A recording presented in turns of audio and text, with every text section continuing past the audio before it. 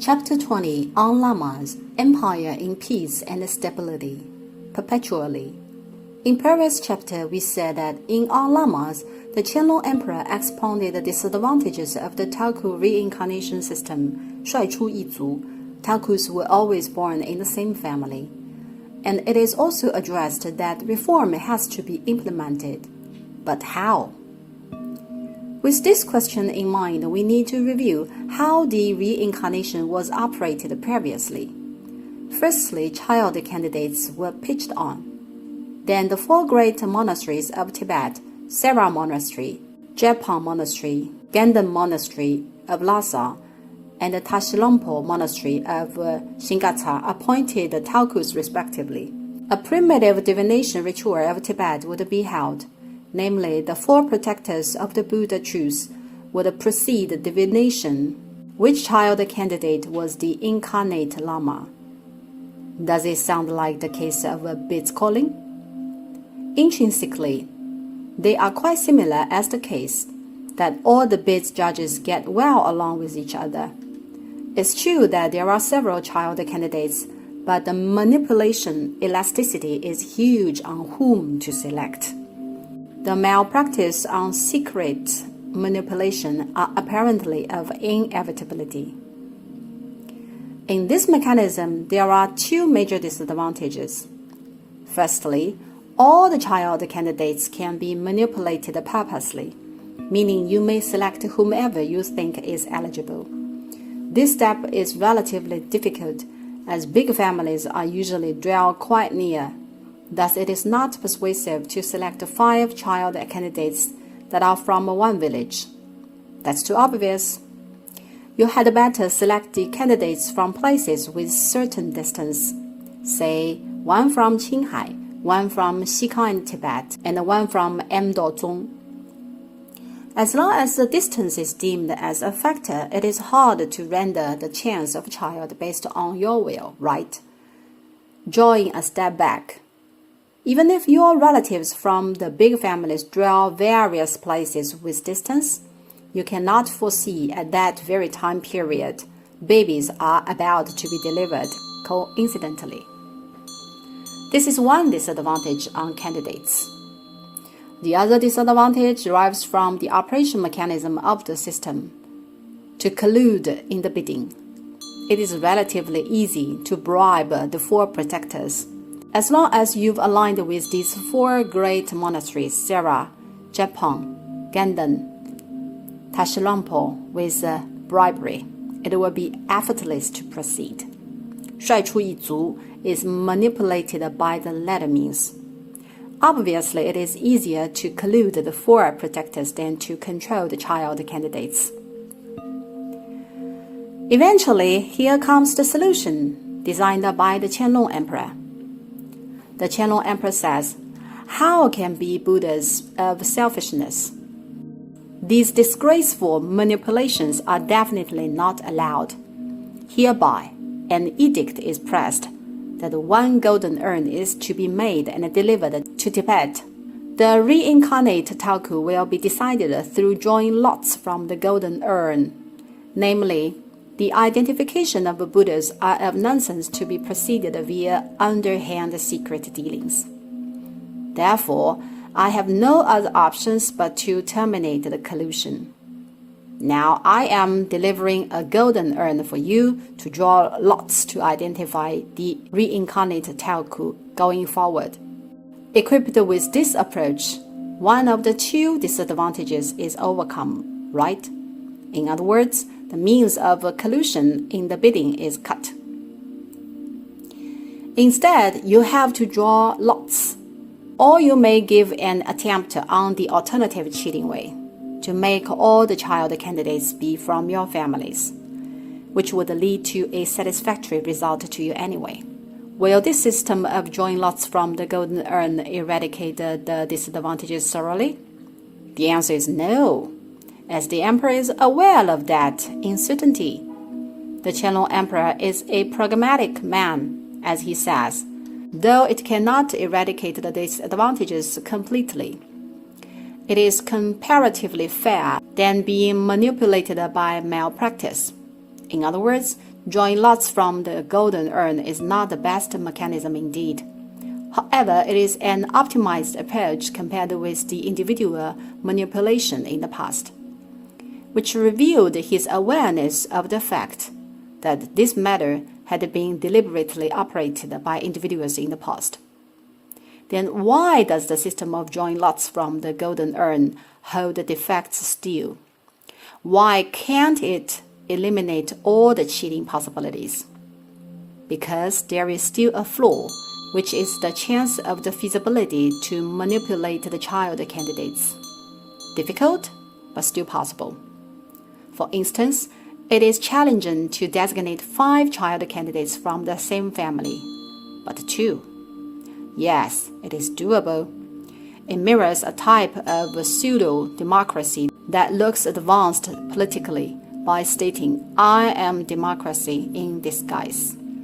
But it is fundamentally not democratic at all. Well, I do distribute the ballots to all of you for voting, but with fixed candidates who are, as a matter of fact, all appointed intentionally. Namely, whomever you vote, you will vote the one on behalf of my interest or our interests anyway. That's pseudo-democracy. At his very times, the Qianlong Emperor had realized that the circumstance like pseudo-democracy would happen, and he had considered sophisticatedly. He fixed every loophole that may allow optional cheating paths. What does it mean?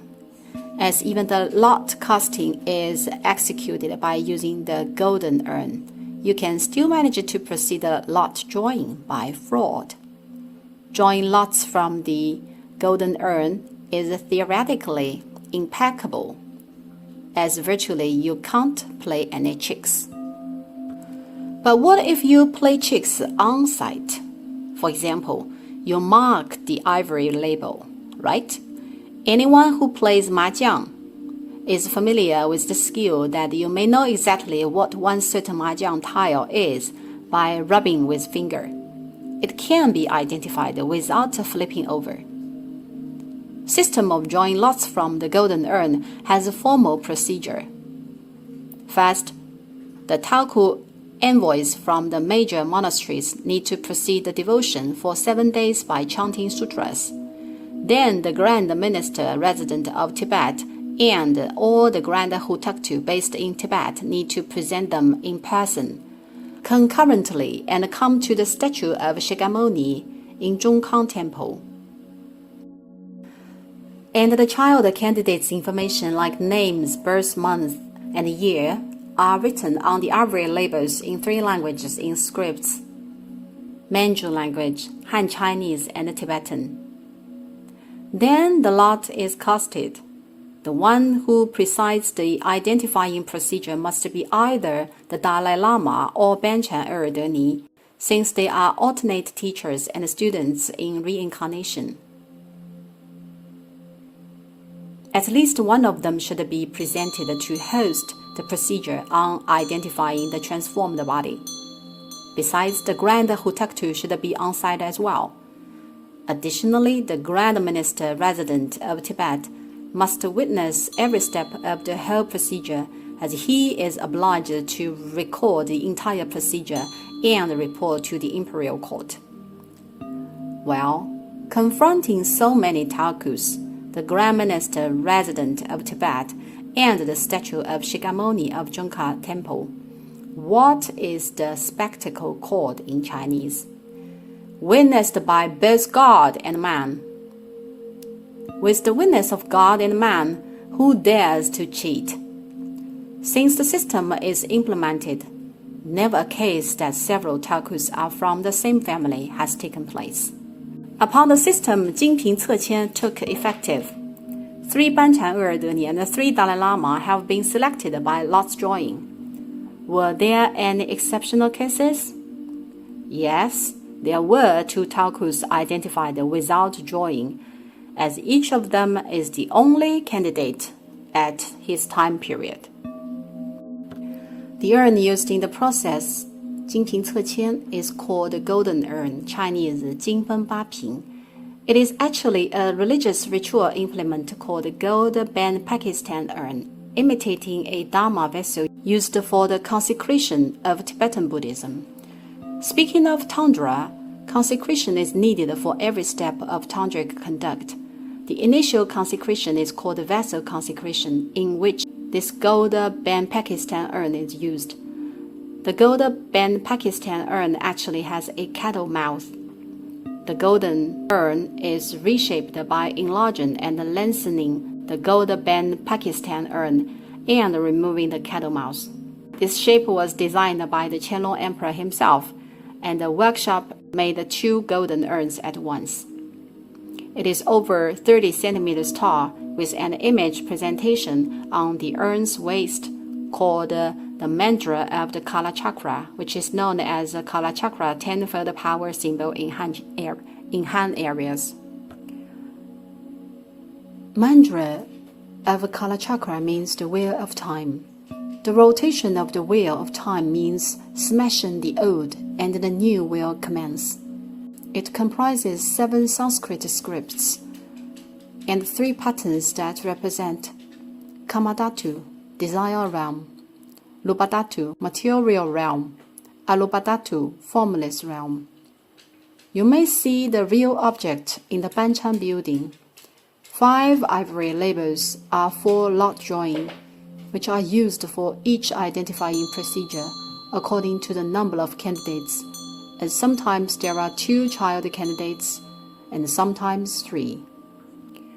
Of the 2 golden urns, one is placed in Tibet, and every lot drawing will be casted in front of the statue of Shakyamuni in Zhongkang Temple.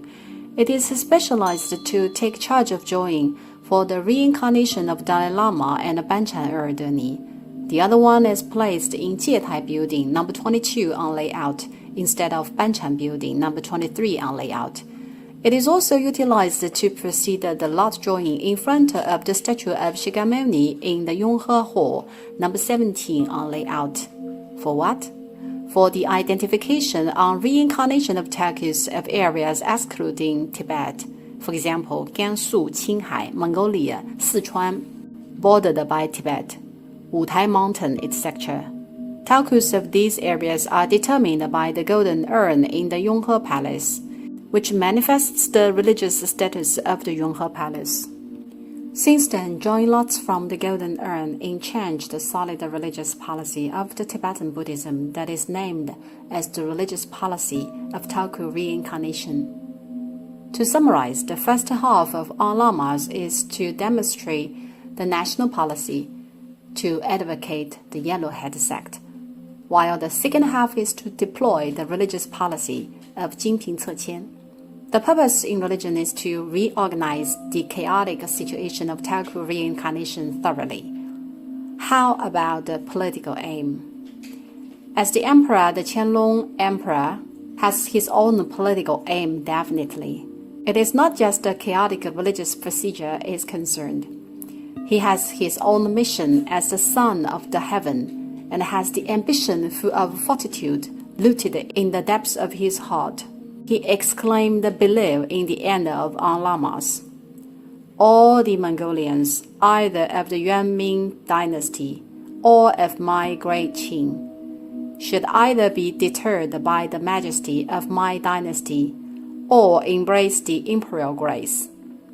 Wouldn't my empire be in peace for decades?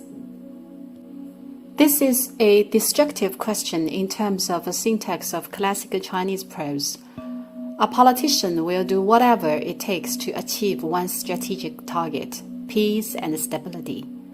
I consider and balance the religious faith demand.